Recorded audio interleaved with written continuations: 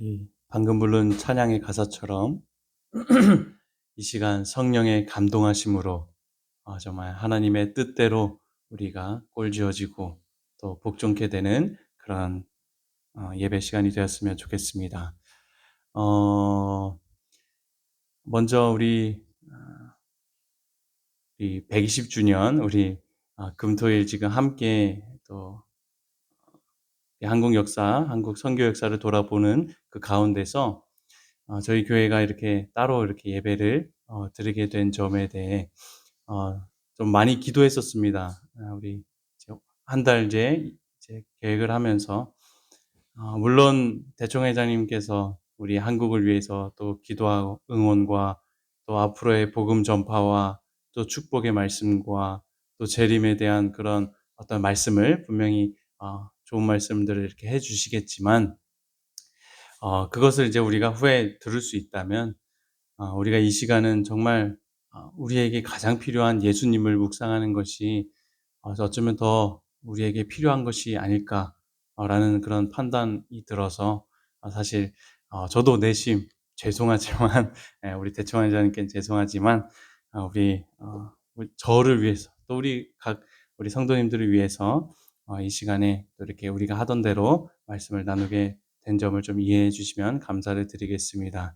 모쪼록 한 주 한 주 묵상할 때 저는 놀라우신 예수님의 그런 은혜와 사랑과 능력에 점점 감동하고 좀 감탄하게 되는 것 같습니다. 여러분들도 좀 어떠신가요? 그렇게 묵상하고 계시죠? 예. 그들의 이야기가 아니라 예전에 있었던 어떤 그런 우화가 아니라 이게 오늘날 우리들에게 복음이고 진리가 됨을 우리가 묵상하면서 함께 좀 느끼고 경험했으면 참 좋겠습니다. 오늘은 이번 한 주는 삭개오였습니다. 우리가 너무도 잘 아는 말씀이라 저도 뭐 다 어떤 이야기겠구나라고 이제 묵상을 하기 시작했는데 웬걸요. 이 삭개오 한 인생을 바라볼 때 얼마나 많은 것들을 또 가르쳐 주시고 또 깨닫게 해 주셨는지 참 놀라운 그런 시간을 갖게 되었습니다. 오늘 함께 좀 다시 한번 정리하면서 살펴볼 때 우리 인생을 바라보시는 하나님의 마음을 발견하시고 또 우리로 돌이키게 하시는 하나님의 능력을 의지하셔서 정말 복음의 경험을 하는 그런 귀한 시간 되었으면 좋겠습니다. 우리 본문의 말씀 누가복음 19장 1절로 10절을 한번 쭉 보도록 하겠습니다. 제가 검정글씨 읽겠습니다. 예수께서 여리고로 들어가 지나가시더라.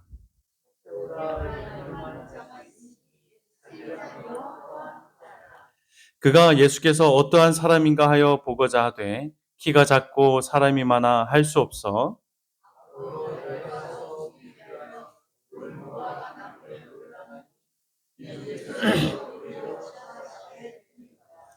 예수께서 그곳에 이르사 쳐다보시고 이르시되 삭개오야 속히 내려오라 내가 오늘 내 집에 유하여야 하겠다 하시니 뭇 사람이 보고 수군거려 이르되 저가 죄인의 집에 유하러 들어갔도다 하더라.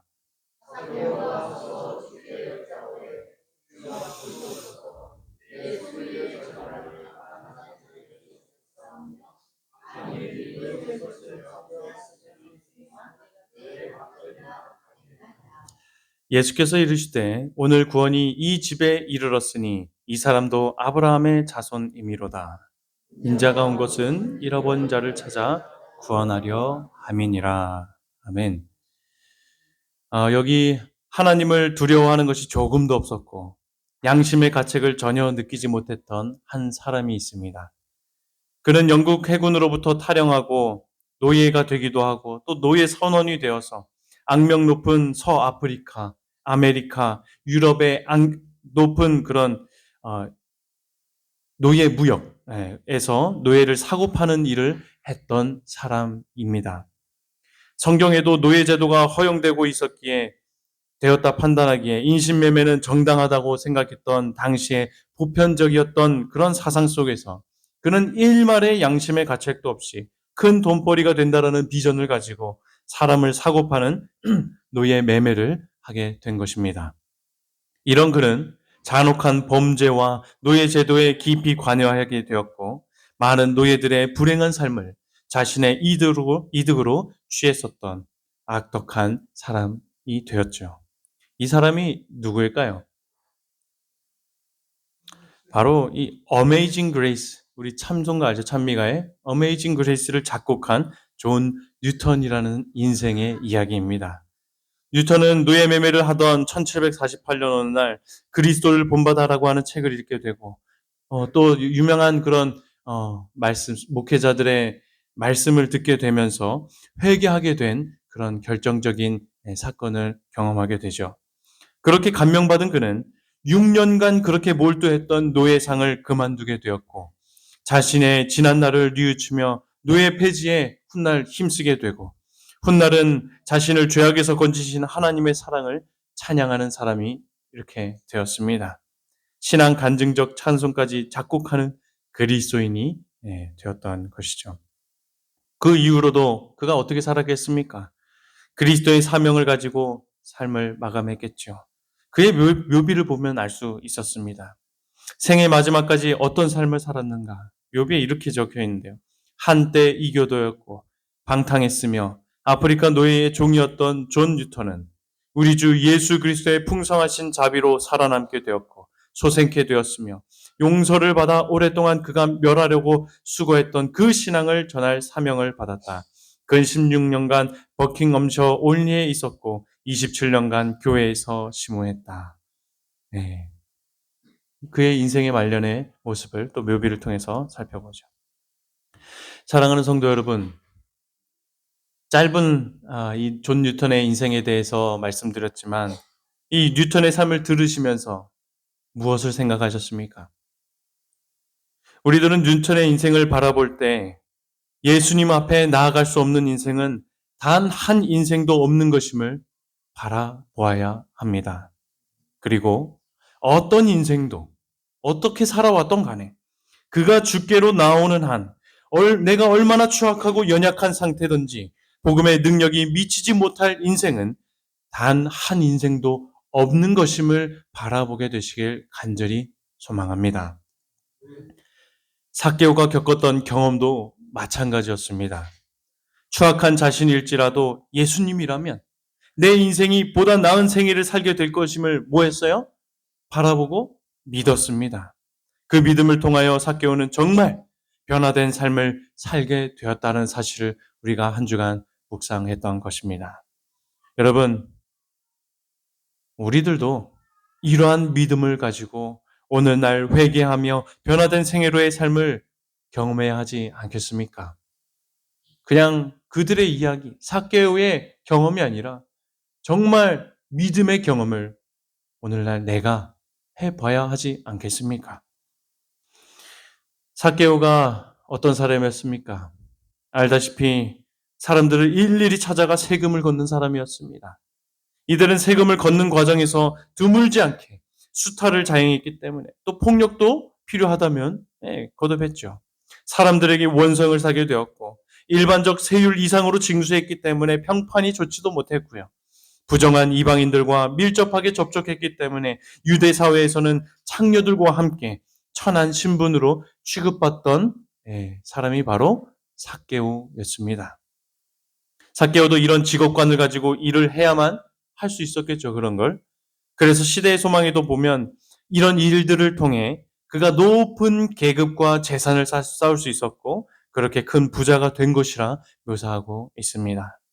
이처럼 부정과 강탈이란 이름으로 여겨진 삭개오의 삶은 스스로가 보아도 결코 자신의 인생이 깨끗하게 될 수 없는 것이라 단념하는 편이 그에겐 어쩌면 더욱 자연스러운 선택이 되었을지도 모르겠습니다. 그런 인생이었죠.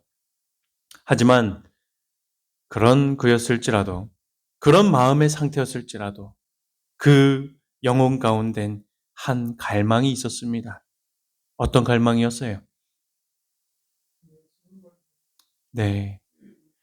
시대의 소망인 이렇게 기록하죠. 부자인 세무관리는 세상 사람이 생각하는 것처럼 그렇게 전적으로 마음이 굳은 사람은 아니었다. 세속적이고 교만한 외모 속에는 거룩한 감화를 받기 쉬운 민감한 감수성이 있는 마음이 그 안에 있었다. 배척받는 계급의 사람들에게 친절하고 공손하게 대하시는 분 예수님이라는 소식이 멀리 퍼졌다. 이 세리장의 마음속에도 보다 나은 생애를 살고자 하는 욕망이 일어났다. 삭개오는 비록 천대받고 남들에게 피해를 주는 일을 정말 내가 매일 정신을 다잡으면서 살아왔지만 어느 순간부터는 언제라도 지금의 일을 그만두고 더 나은 생애를 살고자 원했던 것입니다. 또 부양하는 가족들을 돌아보면 언젠가는 내 자녀들과 아내가 사람들 눈치 안 보고 편하게 그냥 보통 인생처럼 살 수 있도록 하는 게 그의 소원이 되었을지도 모르겠습니다. 그리고 로마의 관리 아래서 동족을 고통하게 하는 것도 언제든지 빨리 내려놓고 내 동포들을 놓아주는 것. 여러분, 삭개오의 이런 욕망과 갈망은 그냥 갑자기 일어났던 것일까요? 아니면 무슨 특별한 일을 계기로 이런 갈망이 일어나게 되었던 것일까요? 어떻게 생각하시나요? 사실 이렇게 어두워져 있고 죄악 가운데 있었던 삭개오의 심령에 하나님께로의 갈망이 일어나게 된 데는 한 가지 이유가 있었습니다. 어떤 이유였을까요? 예, 바로 오늘 우리가 묵상한 그 시점으로부터 3년 전 여리고 근처에 있었던 요단강에서 침례를 베풀며 천국 복음을 전파했던 침례 요한의 외치는 소리 때문이었습니다. 침례 요한이 어떤 기별을 외쳤죠? 예. 그러면서 또 어떤 이야기들을 막 했습니까? 예, 누가복음 3장에 이렇게 이야기합니다. 요한이 침례받으러 나오는 무리들에게 이르되 독사의 자식들아 누가 너희에게 일러 장차올 진노를 피하라 하더냐. 그러므로 회개에 합당한 열매를 맺고 속으로 아브라함이 우리 조상이라 말하지 말라. 내가 너희에게 이르노니 하나님이 능히 이 돌들로도 아브라함의 자손이 되게 할 수 있으시다. 이미 도끼가 나무 뿌리에 놓였으니 좋은 열매 맺지 아니하는 나무마다 찍혀 불에 던져질 것이다. 침례 요한이 이러한 기별을 외쳤던 것이죠. 여러분, 이 기별을 여러분들이 듣고 있노라면 어떤 마음이 드세요? 그 당시 한번 생각해 보시기 바랍니다. 이 기별이 부드럽습니까? 어쩌면 부담이 되고 무겁고 무서운 주제였습니다. 장차올 심판에 대한 단호한 기별이 침례 요한이 외쳤던 기별이었습니다. 그런데 이 기별이 당시 많은 무리들뿐만 아니라 세리였던 삭개오에게도 큰 감명이 되었다라고 하는 사실이죠. 여러분, 우리가 믿지 않는 자들에게 우리가 되려 침례 요한이 되어서 이 심판의 기별을 전한다고 생각해 보십시오. 사람들이 그 기별에 어떻게 반응할 것이라 기대하십니까? 또 예상이 되십니까?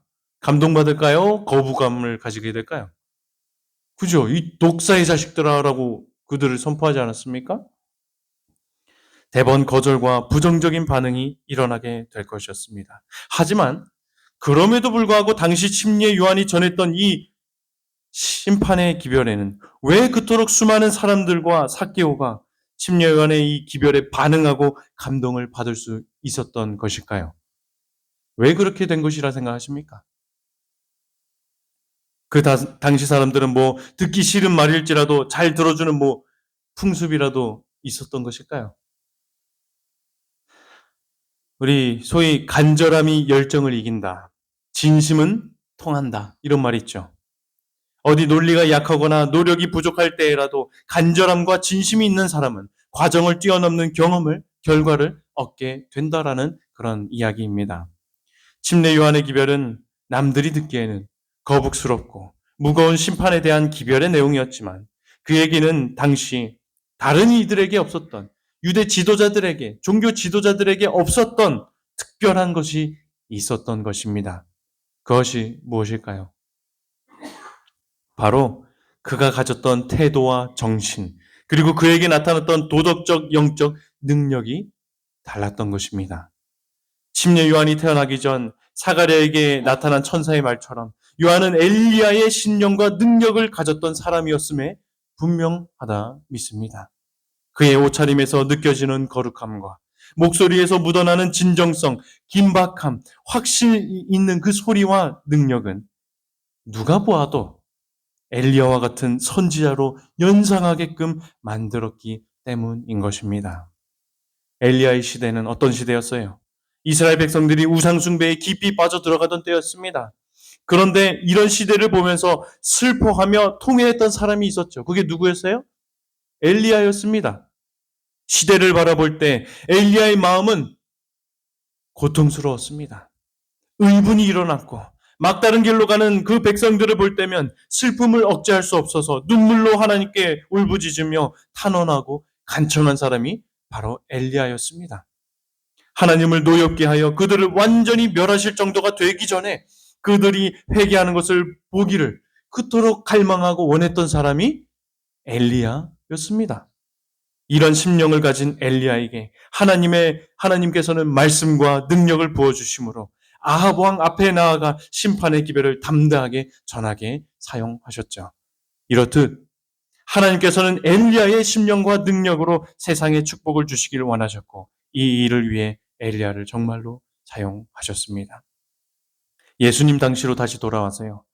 사람들이 보기에 침례 요한이 바로 그런 엘리야와 같았다라고 한 것은 침례 요한에 가졌던 그 마음도 어땠다라는 것이에요.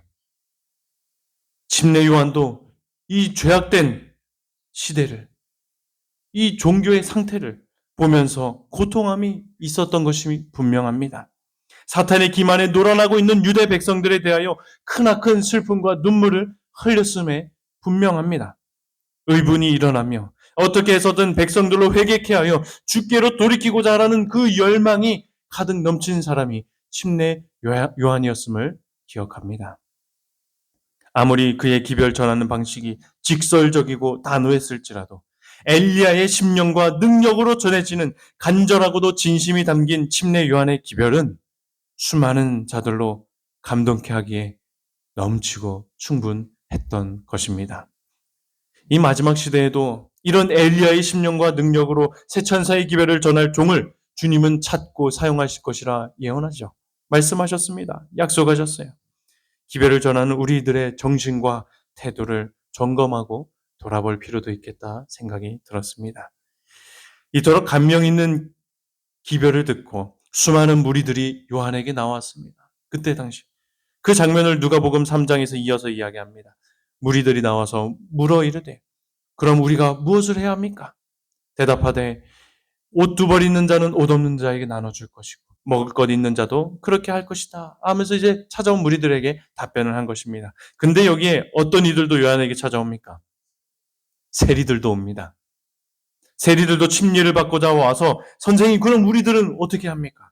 이르되 부가던 것 외에는 거두지 말라 답변하죠. 여러분 이 세리들이 모여서 요한에게 나아갈 때 누구도 분명히 있었을 것 같습니까? 삭개오도 이때 동료 세리들과 함께 침례 요한을 앞에 나아갔던 것입니다. 그리고 이런 대답을 듣게 된 것이죠. 진심과 진정 있는 기별을 들은 삭개오는 이때부터 자신의 생애의 행습이 잘못되었음을 깨닫고 또 말씀을 다시 한번 연구해 보면서 깊이 살펴보고 하나님 앞에 죄인임을 느끼게 되어 내가 이렇게 살아서는 안 되겠구나 하면서 자기가 그동안 지었던 죄를 멈추고 갚아 나아가기로 결심을 하게 됩니다. 얼굴은 본 적 없지만 주변에서 들리는 예수 그리스도의 천국 복음과 기적에 대한 소식은 또 그에게 얼마나 큰 희망과 소망을 가져다 주었는지 모르겠다 그는 이야기하죠. 희망을 가진 삭개오는 이러한 믿음을 침례요한이 기별을 전할 때부터 예수님을 직접 만나기 전부터 소유하고 간직했던 사람이었던 것입니다. 여러분, 그가 가진 믿음은 어떠한 믿음이었습니까? 자신과 같았던 저 세리 마태도 주님을 따르는 인생이 그랬듯 자신도 요한의 기별처럼 회개하여 예수님께 나아간다면 지금까지 내가 어떻게 살아왔던 간에 생애의 개혁을 이루며 예수 그리스도가 전하는 천국의 시민이 될 수 있다라는 그 확신에 찬 믿음을 이 삭개오가 가지게 된 것입니다. 그런 믿음을 삭개오가 소유했던 것이죠. 그렇게 삭개오는 정한세 외에 거두지 말라고 했던 요한의 기별을 넘어서 모세의 율법에 따라 자신의 재산을 다른 이들에게 갚아주기 시작하였고, 하나님의 변화시켜 주시는 능력으로 나누는 삶을 하나하나 경험하게 되면서 이 세상에서 천국을 맛보는 사람이 될 수 있게 된 것입니다. 사랑하는 성도 여러분, 결코 회복할 수 없고 돌이킬 수 없던 생애를 살았던 삭개오가요, 주님의 능력으로 회개케 되고 변화된 생애를 살게 된 일이 진리의 역사이며 복음의 현장임을 믿으십니까? 정말 이것이 거짓 없는 참된 일이고 이것을 가르쳐주고 있는 예수 그리스도의 복음을 믿으신다면 이 일은 누구에게도 이루어질 수 있다라고 하는 사실을 또한 기억해야 할까요? 바로 우리 자신입니다. 죄를 반복하고 있고 연약하고 부족한 많은 나일지라도 이것을 능가할 수 있는 힘을 가지신 예수님께서는 무한하신 능력이 있으시며 그 능력으로 생애의 개혁을 이루어주실 것임을 믿고 여러분들도 경험하게 되시길 간절히 바랍니다. 그리고 확신하게 되시길 또한 간절히 소망합니다. 그렇게 주의 역사를 진실로 우리들이 믿게 될 때, 그때야말로 즉시 우리 생애의 개혁과 변화, 거듭남의 경험을 하게 하시는 예수님의 놀라우신 복음의 능력을 경험하게 되는 것임을 저는 확신합니다. 여러분, 다시 한번 정리합니다. 삭개오가 자신의 전 재산들을 처분하고 이웃들에게 갚게 시작하게 된 것은 곧 회개의 열매를 맺는 일은 오늘 본문에 예수님을 대면한 후입니까? 그 전입니까? 그 전이었다라고 하는 사실입니다. 많은 사람들은, 저도요, 그동안 삭개오가 본문에 예수님을 만난 후에 자기 재산을 사람들에게 나눠주고 팔고 이렇게 고백한 것으로 이해하고 있었습니다. 하지만 아니었어요. 오히려 이 침례 요한의 기별의 감명을 받고 예수께 대한 믿음이 생겼을 그때, 본문의 일이 일어나기 3년 전부터 믿음의 증거인 참된 회개의 모습을 증거하며 살아왔다라고 하는 사실인 것이죠. 시대의 소망에 보니 이렇게 분명히 이야기해요. 요단강에서 전에 침례 요한이 전도하였으므로 삭개오는 그 회개하는 초청을 들었다. 삭개오는 깨달은 확신을 따라서 그때 당시 즉시 그가 약탈한 것을 피해자에게 반환하기 시작했다 이야기합니다.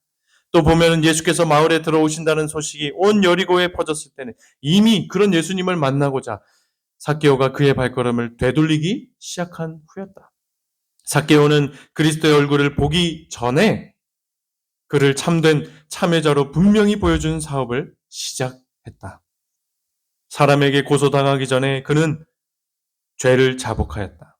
삭개오는 성령의 깨우치심에 복종하였으며 우리들과 또 고대 이스라엘을 위하여 기록하신 말씀의 가르침을 지키기 시작하였다. 어떻나요? 삭개오가 뽕나무에서 예수님을 만나기 전부터 무엇한 것이에요? 이미 예수 그리스도를 믿고 회개하여 거듭난 생애를 살아왔던 것입니다. 여러분, 예수 그리스도의 소문만 이 삭개오가 들을 뿐이었지만 늘 하늘을 바라보고 주의 능력을 믿었던 삭개오의 믿음을 오늘날 우리 모두가 소유하게 되시길 간절히 소망합니다. 이렇듯 삭개오는 참 믿음의 사람이었습니다. 누구도 부인할 수 없던 것이 그 인생의 믿음의 증거들이 나타났기 때문인 것입니다. 먼저는 변화된 생애, 개혁이 잇따랐던 삭개오의 회개가 그의 생애에 나타났던 것입니다. 세금을 뜯었던 세리가 전혀 다른 삶, 나눠주고 있는 삶을 살고 있었던 것입니다. 여러분, 제대로 된 신앙생활 속에는 참된 믿음을 소유하게 되면요, 언제나 이렇게 개혁이 잇따르게 되는 것임을 우리들은 잊지 말아야 할 것입니다. 우리 시대의 소망 555페이지를 좀 함께 읽어봤으면 좋겠습니다. 개혁이 시작. 개혁이 따르지 않는 회개는 참된 회개가 아니다. 그리스도의 의는 자복하지 않고 버리지 않은 죄를 덮는 외투가 아니다. 품성을 변화시키고 행동을 제어하는 것이 생애의 원칙이다. 거룩함이란 하나님께 전체를 바치는 것이며 마음속에 있는 하늘의 원칙의 마음과 생애를 완전히 복종시키는 것이다. 아멘. 여러분, 오늘날 여러분의 생애 가운데는 믿음의 증거인 생애의 개혁이 잇따르는 회개의 증거가 있는 삶을 살아가고 계십니까? 다른 사람들을 평가할 필요가 없습니다. 우리 스스로가 보아야 하는 것입니다. 이전엔 결코 생각지 못하고 불가능할 것만 같은 일들이 믿음을 통해 회개케 되며 삶의 개혁이 일어나고 있는지 우리들은 스스로 물어보고 돌아보아야 할 것입니다. 엘리야의 심령과 능력으로 외친 침례 요한의 심판의 기별과 주의 복음이 오늘날 우리 각 개인에게 깊이 외쳐지게 되길 간절히 소망합니다. 그리스도를 따른다고 말하면서 불의한 행동을 하는 자들은 거룩하고 의롭고 인자하신 하나님의 품성에 대하여 거짓 증거를 하는 것이다. 회개한 모든 영혼은 삭개오와 같이 그의 생애에 오점을 찍은 불의한 행동을 버림으로써 그리스도께서 마음속에 들어오셨음을 뚜렷이 나타낼 것이다. 예. 뭐 우리 중에 어떻게 똑같이 삭개오와 같은 사람이 있겠습니까? 하지만 우리들이 놓지 못하고 있는 분명한 그런 것들이 있다면 내려놓고 버릴 필요가 있음을 우리들은 기억해야 할 것입니다. 믿음의 또 다른 증거가 삭개오에게 나타났습니다. 그것은 무엇이었어요? 묵상해 보니 인내였습니다. 이 야고보는 믿음의 증거로 인내를 이루는 것이다 또 고백하는데요. 너희 믿음의 시련이 인내를 만들어내는 줄 너희가 압니다. 인내를 온전히 이루라 야고보는 선언합니다. 이처럼 우리 인생 가운데 인내를 이루는 것 또한 믿음의 또 다른 증거임을 우리들은 기억해야 할 것입니다. 우리들이 믿음을 가지고 신앙생활 하다 보면 독특한 경험을 하죠. 그것은 바로 파도 물결처럼 또 에스컬레이터처럼 가만히 있으면 내려오게 되는 오르락 내리락 하게 되는 경험을 우리들이 하곤 합니다. 여러분들도 이런 경험 다 해보셨죠? 언제는 거룩한 결심으로 신앙을 하다가도 열심을 다해 뭔가 하다가도 또 언젠가는 중단했다가 하는 그런 경험 말입니다. 예배 출석 열심히 해야지 하다가도 결석할 때가 있고요. 안식일 준수와 헌금 생활과 또 식습관을 개혁하고 건강을 개혁하는 등 주님의 능력을 힘입어 일어섰다가도 주저앉는 그런 경험을 우리들은 하면서 살아갑니다. 성도 여러분, 그런데요. 죄악된 세상을 살아가는 한 이러한 경험은 지극히 정상적인 것임을 기억하게 되시길 바랍니다. 내 스스로 부끄러워할 일도 아니요. 남을 비판하고 정죄하며 약잡을 일도 전혀 아니라고 하는 사실을 잊지 않게 되시길 바랍니다. 성경 속 인물이나 역사가 이 사실을 너무도 증명하고 있습니다. 아브라함, 야곱, 홍해 건넌 이스라엘 백성들, 엘리야, 다윗, 제자들, 바울까지도 그 인생을 보면 우리와 같은 경험을 하고 있음을 너무나 쉽게 발견할 수 있더라 하는 것입니다. 실제로 성경이 우리에게 알려주고 있는 사람들의 이야기를 보면 지속적이지 않은 굴복이 이 땅에서는 그런 일이 일어난다고 하는 정도가 아니에요. 그죠? 너무나 자주 하나님께 굴복했던 사람들이 흔들림 없이 항상 주님께 복종해 있는 상태로 있기를 배우기에는 많은 시간이 걸렸고 시련과 실패가 또한 있었음을 우리들은 성경의 이야기들을 통해 볼 수가 있죠. 그런 경험을 하는 우리들은 이 말씀이 우리들에게 위로가 됨을 기억해야 합니다. 만일 하나님과 매일 교통하고 있는 사람이 그 길에서 잘못을 범한다면 또한 만일 그리스도께 눈을 고정시키고 있다가 순간적으로 돌아선다면 그는 고의적으로 죄를 짓는 것이 아니다. 왜냐하면 그가 그의 잘못을 깨닫고 다시 돌이켜서 그의 눈을 예수께 돌리면 그가 잘못한 사실이 하나님의 심령에 대한 친밀함을 결코 감소시키지 못하기 때문이다. 끝내 성령을 거절하게 되는 것과 의인이 매일의 삶에서 경험하게 되는 투쟁과는 분명한 차이가 있는 것임을 우리들은 이해해야 하는 것입니다. 만일 매일 주님 안에 거하는 관계를 유지하게 된다면요. 우리 신앙은 사탄이 순간적으로 지배하게 될지라도 또 이 죄악 세상에서 죄 때문에 넘어질지라도 인내하면서 믿음의 시련들을 이겨내고 투쟁하다 보면요. 결국엔 조금씩 주 안에서 성장을 이루는 경험을 하게 될 것이라는 사실을 결코 잊지 않게 되시길 바랍니다. 삭개오가 그랬어요. 그랬던 것 같습니다. 침례 요한의 기별을 듣고 감명을 받았죠. 예수의 소식의 희망찬 모습으로 회심을 경험했습니다. 본문에 예수님을 만나기까지 3년이란 시간 동안 그는 그리스도인 생애를 살아왔죠. 저는 시대의 소망의 이 대목을 읽을 때 삭개오가 예수님을 직접 만나기까지 그 3년 동안 얼마나 믿음의 시련에 인내를 해왔을지 생각해 보게 되었습니다. 삭개오는 그분을 보기로 결심하였다.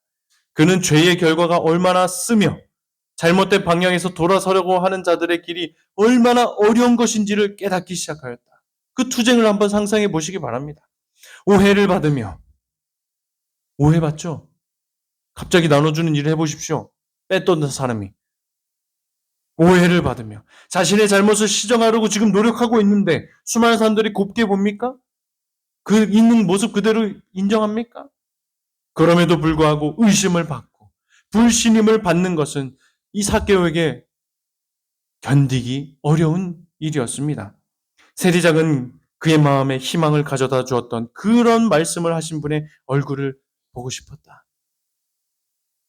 얼마나 삭개오가 투쟁의 삶을 살았을까요? 그 3년 동안.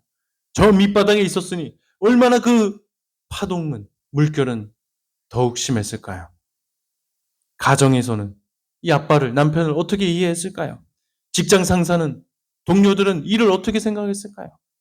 로마 사람들은 이 사람, 녹을 받던 사람이 이렇게 나오는데 어떻게 이해했을까요? 그의 살아온 습관과 사람들의 인식, 판단들, 그럼에도 몰라주고 억울한 것들.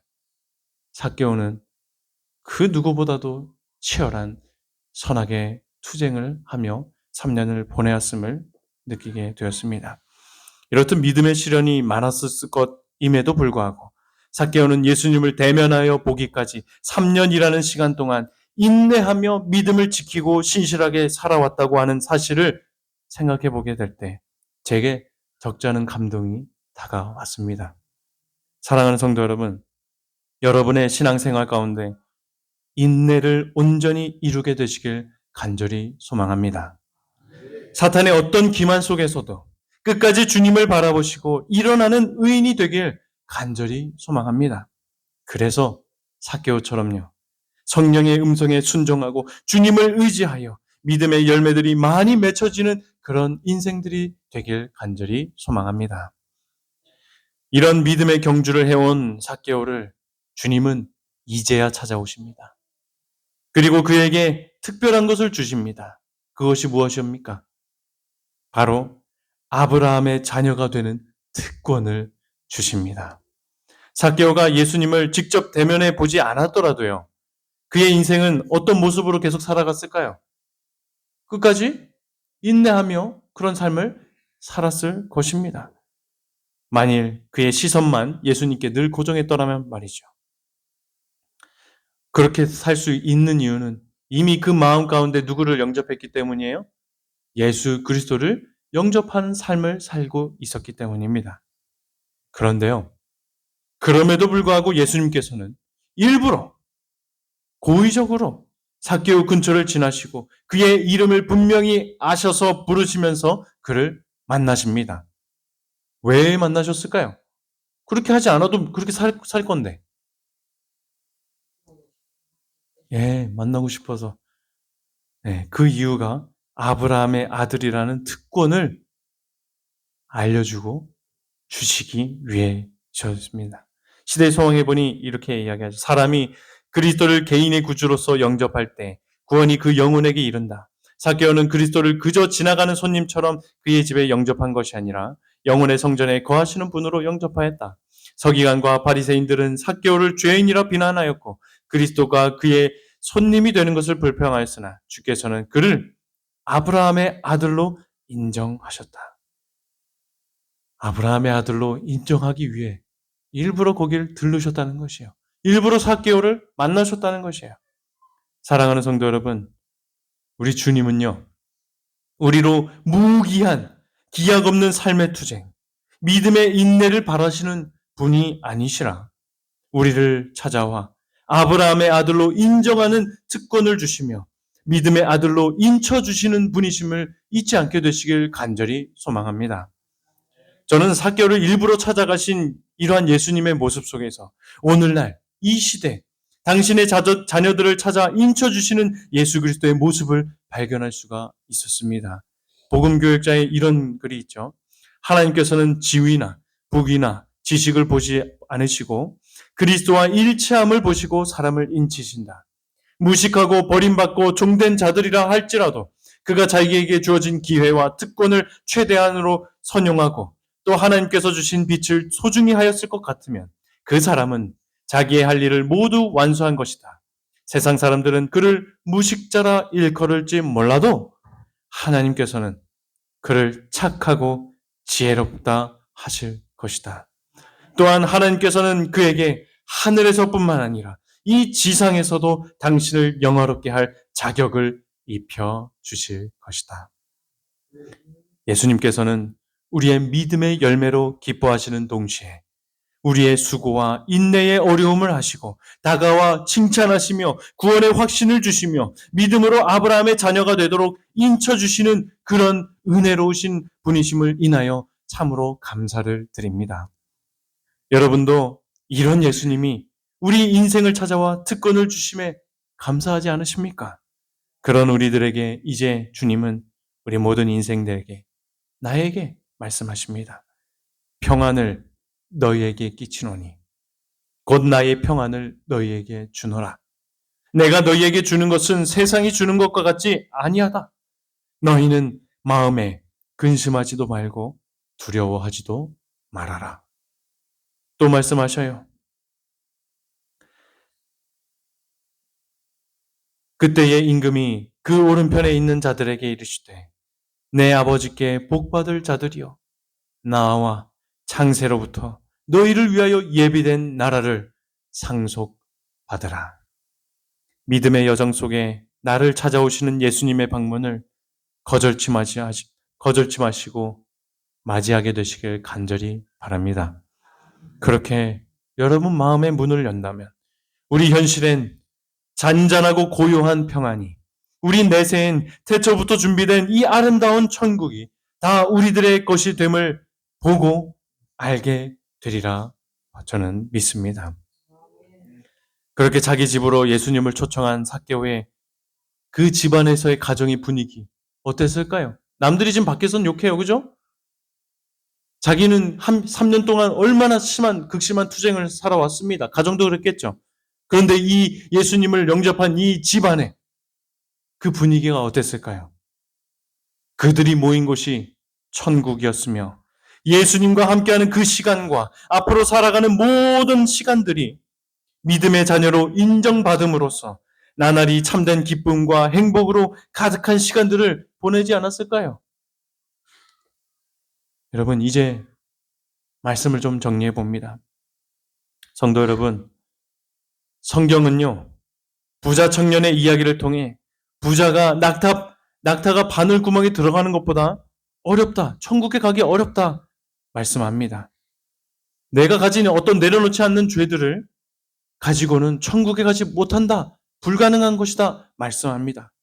하지만요, 동시에 성경은 부자였던 이기적이고 탐욕적이었던 삭개오가 회개한 이번 이야기를 통해서 우리에게 무엇을 가르쳐주고 있습니까? 내가 얼마나 연약하고 추악하던지 간에 얼마나 주님의 음성을 거절해왔던 간에 지금 이 순간 내가 불가능하다고 판단될 때라도 믿는 자에게는 능치 못할 일이 없으며 끝내 구원하시며 하늘을 상속해 주시는 주님의 크신 은혜와 사랑의 역사를 또 우리들에게 가르쳐주고 계시는 것 아닙니까? 사랑하는 성도 여러분, 주님의 능력은 여러분 가까이에 있습니다. 믿음을 행사하게 되시길 간절히 바랍니다. 지금껏 해보지 못했던 결정하지 못했던, 선택하지 못했던, 않았던 온전한 복종을 주님께 드려보게 되시길 간절히 바랍니다. 우리로 하늘에 적합한 시민이 되게 하시는 그 놀라운 복음의 능력을 오늘날 경험하며 맛보아 알게 되시길 간절히 바랍니다. 그렇게 될 때요, 주님은 우리 각 인생을 구원해 주실 것이고요.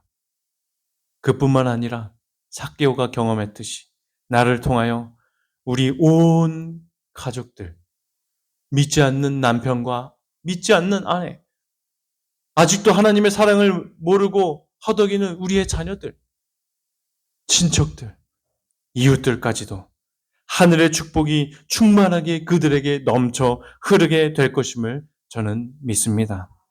그런 믿음의 생애를 살길 원하지 않으십니까? 주님의 은혜와 사랑이 저와 여러분의 인생에 임하여 우리로 인생의 최고의 축복을 경험케 하시기에 부족함이 없게 되길 간절히 바라며 말씀을 마치겠습니다. 네.